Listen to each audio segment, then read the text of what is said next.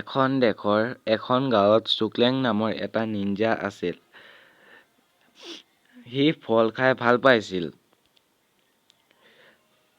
তাৰ ঘৰ গাঁৱৰ মাটিৰ তলত আছিল। সি সদায় ফল-মূল কিনিবলৈ বজাৰলৈ গৈছিল। তাৰ পৰিয়ালো আছিল। পৰিয়ালৰ নাম আছিল মিনি। তাৰ ঘৈণীয়েকে সদায় তাক দম দি বজাৰলৈ পঠিয়াইছিল। হেৰি, শুনিছানে? আজি কি ফল-মূল লাগিব তোমাক? কোৱা, মই বজাৰলৈ যাওঁ, তোমাক আনি দিম মই আজি। তোমাক মই আনি দিম, জলদি কোৱা, মই বজাৰলৈ যাওঁ, দেৰি হৈছে মোৰ। হেৰি, যি লাগে আপুনি আনি দিয়ক।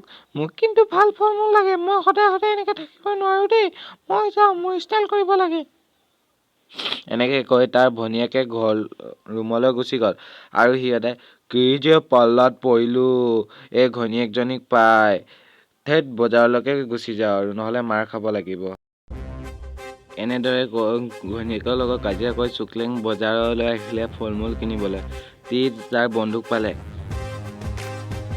ঐ চুকলেং, খবৰ ভালনে তোৰ?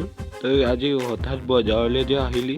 তেনেদৰে তাৰ লগৰটোৱে ক'লে। চুকলেঙে ক'লে, কি কবি আৰু, এই ঘৈণীয়েকজনীৰ পৰা ততেই নাই। যাওঁ, দেৰি হ'ব, নহ'লে তাৰ পৰা মাৰ খাওঁগে।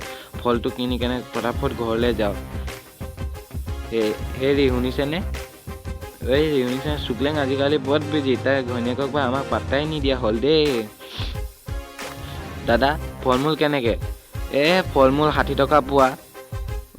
দিয়কচোন 1 কেজি। এনেদৰে কৈ চুকলেঙে ফল-মূল ল'লে। লৈ কেনে ফটাফট সি ঘৰলৈ গুচি গ'লগে। তাৰ লগৰটো আহিলে। দাদা, চুকলেঙে কি ল'লে? আপেল আধা কেজি আৰু ফল-মূল আধা কেজি ল'লে।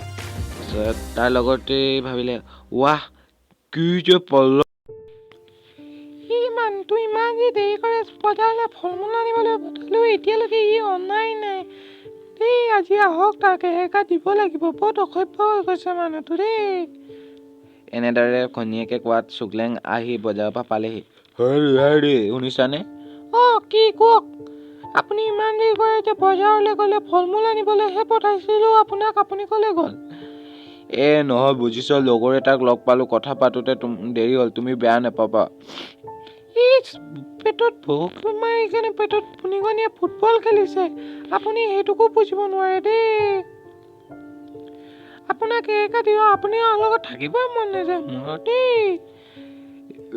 বাদ দিয়াহে, ব'লা ফল-মূল খাওঁ। এনেদৰে কাজিয়া কৰিলে আমাৰ সংসাৰখন কেনেদৰে চলিব? এনেদৰে কৈ চুকলেং গুচি গ'ল। এই মানুহটো গাত কথাই নিদিয়ে দেই। এনেদৰে কৈ মিনিও ৰুমলৈ গুচি গ'ল।